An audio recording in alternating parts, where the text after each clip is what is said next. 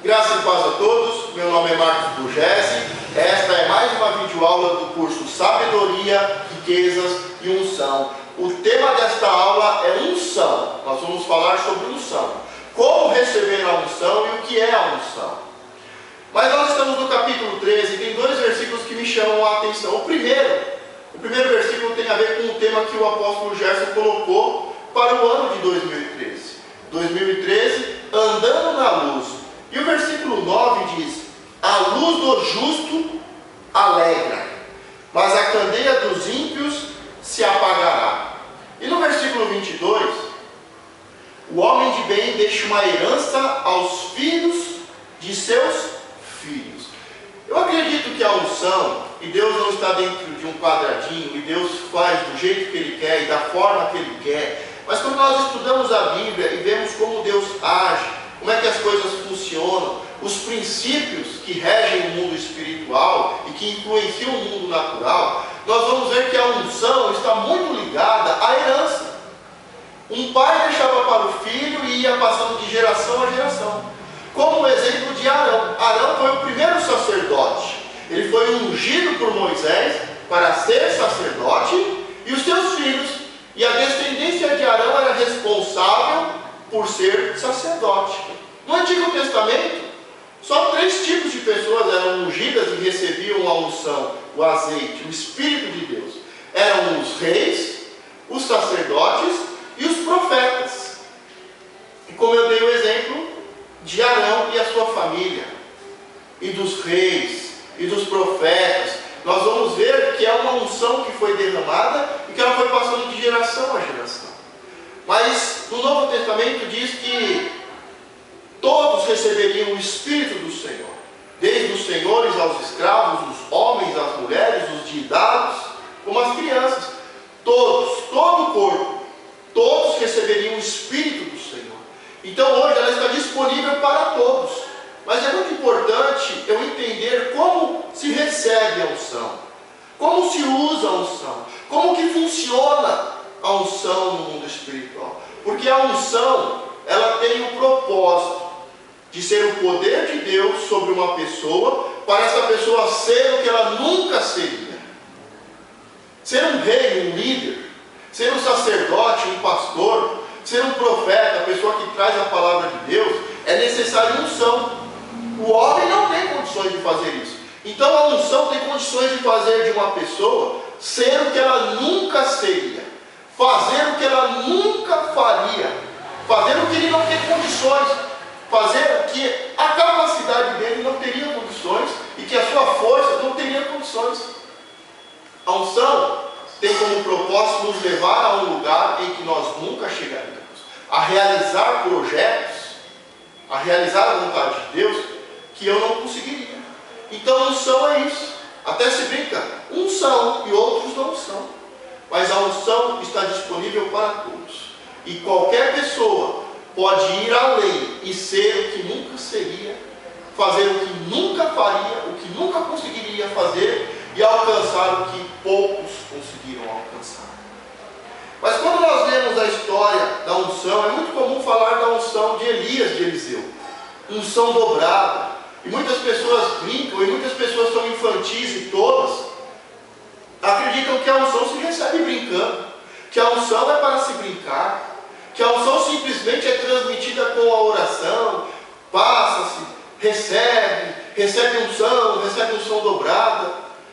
E nós vemos que há alguns princípios que são importantes saber para se receber a unção, para que a unção permaneça na sua vida e para que eu seja, para que eu faça e para que eu conquiste algo que é quase que impossível, que é impossível ao homem natural.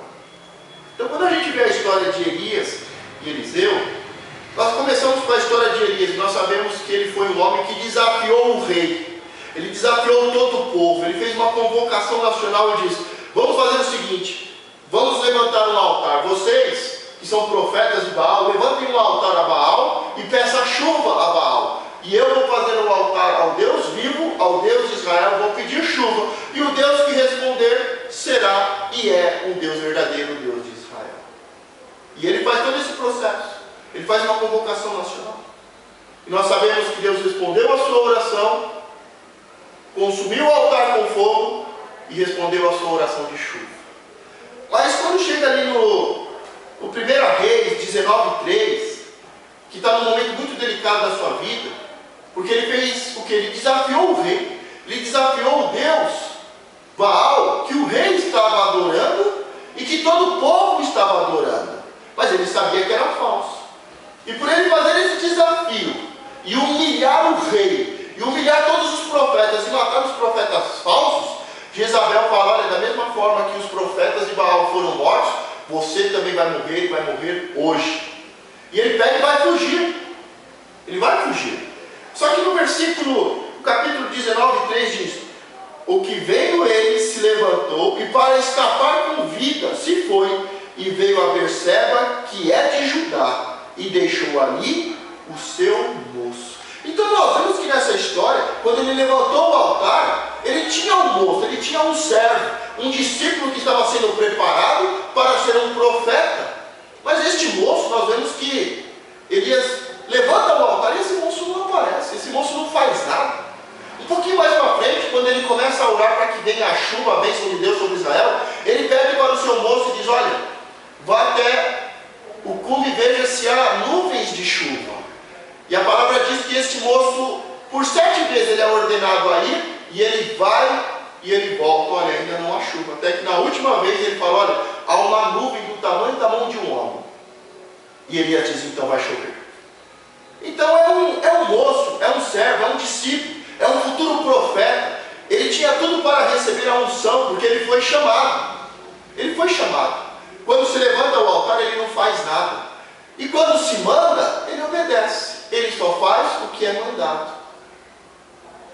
Só isso. E quando a vida de Elias está em perigo, ele diz: olha, é melhor você ficar aqui. Ele obedece. Ele obedece, ele fica ali. E Elias vai embora sozinho.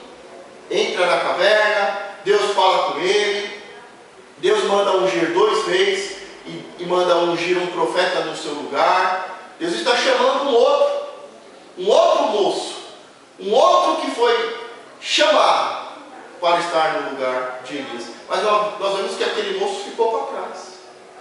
Ele estava junto, ele viu o altar, ele viu Deus respondendo, ele é obediente, ele obedece, ele vai ver se há chuva, se há nuvem. Mas quando fala, fica aqui, ele fica. É um servo que não entende, é um servo que não faz, é um servo que não participa, é um servo que não gloreia, que não se alegra com a presença de Deus, com o que Deus está fazendo. Ele simplesmente está junto. E o que se pede, ele faz. E quando Elias vê que está em perigo, ele diz: fica aqui. E Elias foge no deserto, entra numa caverna, como eu falei, e lá Deus trata com ele. E Deus fala, a primeira coisa: olha, não tem só você de profeta, não tem só você que não se entregou a Baal, ainda tem 7.000 homens que não dobraram seus joelhos a Baal. Mas a minha pergunta sempre é: onde estavam aqueles 7.000 homens quando Elias fez uma convocação? Aonde estavam aqueles 7.000 homens quando Elias estava orando pela chuva e a bênção de Deus para todo o povo de Israel? Onde eles estavam? Mas Deus deixa bem claro: ainda tem 7.000 homens que não se dobraram a Baal. Você quer ter a revelação sobre esses 7.000 homens? Vamos então no livro da Revelação, livro de Apocalipse, capítulo 11. Lá você vai ler e você vai ver sobre as 2 testemunhas, Elias e Moisés. E lá fala um pouco sobre esses 7.000 homens. O que aconteceu com esses 7.000 homens? Que não estavam na convocação, que não estavam orando pela bênção, mas que simplesmente não tinham se dobrado. Mas Elias sai dali com a função, com a ordem de Deus, de ungir 2 reis e ungir um profeta. E ele chama ali, ele sai dali e chama Eliseu. Deus fala: unge Eliseu no seu lugar. E naquele momento, Elias sai dali, lança a capa sobre Eliseu. Eliseu está sendo chamado, só que ele vai ter que passar pelo processo, pelo treinamento. E além de ter sido chamado, ele vai ter que ser escolhido, porque muitos são chamados e poucos são escolhidos. Nós vimos que aquele moço foi chamado, mas ele não foi escolhido, ele ficou pelo caminho, ele ficou para trás. Ele era um servo bom, um servo obediente, mas ele não fazia nada além, ele não entendia as coisas, ele ficou ficou para trás. Foi chamado, tinha tudo para ser um profeta, mas ele ficou para trás. Agora Deus manda chamar Eliseu. E quando chama Eliseu, nós sabemos que aconteceu muitas coisas, muitos milagres, muito poder, muita autoridade, porque a unção tem esse propósito de ser e de fazer e de chegar e de realizar grandes coisas que ao homem natural é impossível. E quando nós vemos em 2 Reis, no capítulo 2, versículo 9 e 10, diz ali que Eliseu sabia que ia subir. Elias sabia que ia subir, Eliseu sabia que o seu mestre ia ser tomado, e Elias chega para Eliseu, para o seu servo, para o seu moço, o seu discípulo, aquele que estava no processo final do treinamento para ser escolhido. Ele diz: pede o que você quiser, que eu vou te dar. Só que Eliseu pede algo muito específico e Elias fala: olha, isso que você me pede é difícil. E a verdade é que Eliseu está pedindo para Elias: olha, eu quero esse espírito, eu quero essa unção, eu quero esse poder, porque eu estou caminhando com você por muitos anos. Eu tenho te acompanhado, eu fui chamado, eu fui treinado, eu estou sendo capacitado e agora eu quero ser escolhido. E para eu ser escolhido eu preciso que a herança passe de pai para filho, de discipulador para discípulo, de pastor para ovelha. Por isso ele podia pedir qualquer coisa. Ele podia pedir qualquer coisa, mas ele pede: eu quero porção dobrada do seu espírito e da unção que está sobre você. E Elias diz: você me pede algo muito difícil, muito duro. E aqui que eu quero destacar: receber unção não é brincadeira. Receber unção é um pedido muito importante, muito inteligente de quem foi chamado. E só quem for escolhido vai receber unção.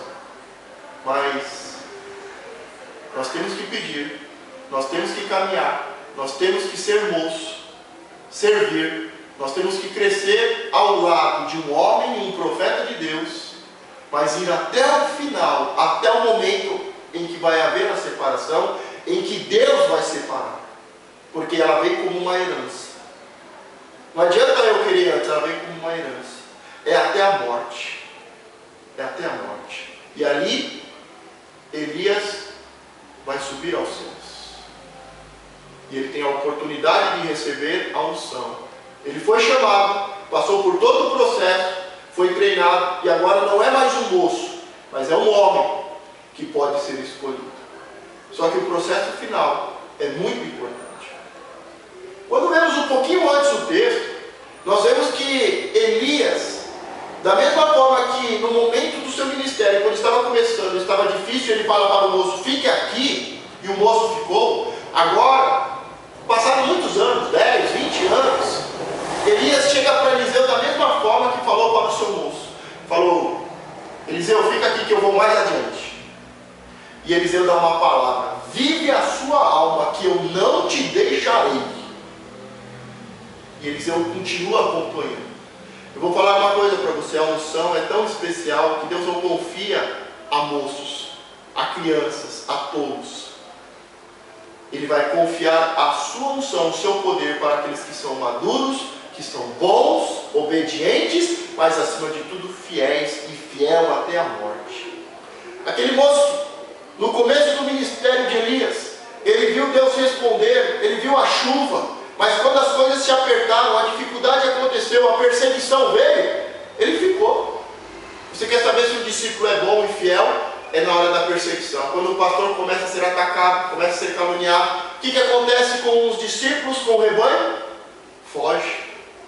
Geralmente o pastor fica sozinho, mas do lado do pastor vai ficar as ovelhas boas, vai ficar o discípulo bom e fiel, os obreiros e discípulos bons e fiéis vão ficar do lado do seu pastor. E quando Elias no começo foi atacado, o moço ficou. E agora, o momento mais difícil da vida de Elias, ele faz a mesma coisa. Ele diz: Eliseu, fica aqui, eu vou mais adiante, porque as coisas vão ficar difíceis. Lá queriam me matar, mas agora Deus vai me levar. E ele fala: Eliseu, fica aqui. E Eliseu diz, e eu repito novamente: vive a sua alma, que eu não te deixarei. Que palavra boa, que palavra abençoada.